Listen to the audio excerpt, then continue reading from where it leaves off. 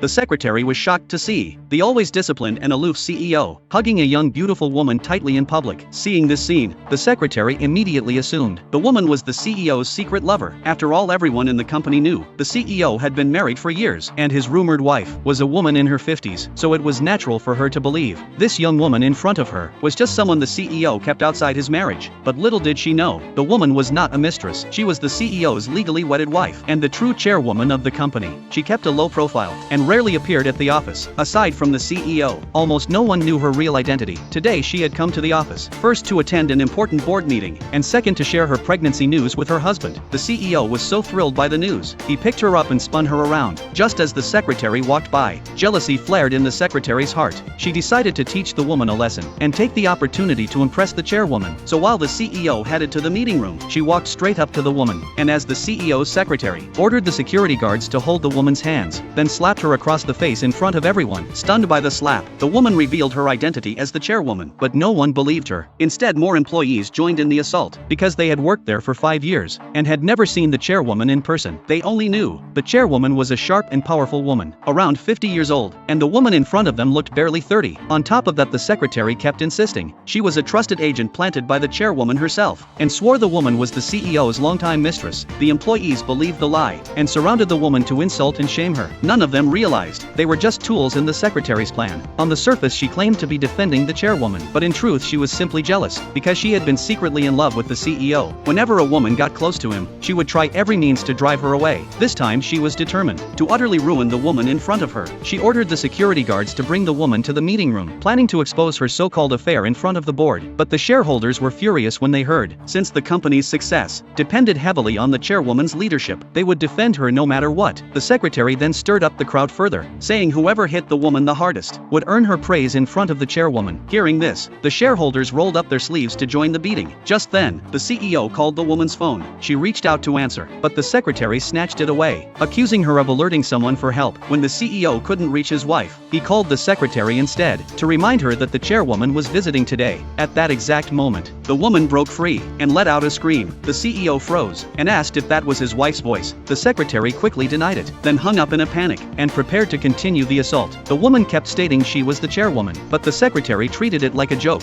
ordering others to pin her down. As the crowd closed in, the woman protected her belly, and begged them to stop.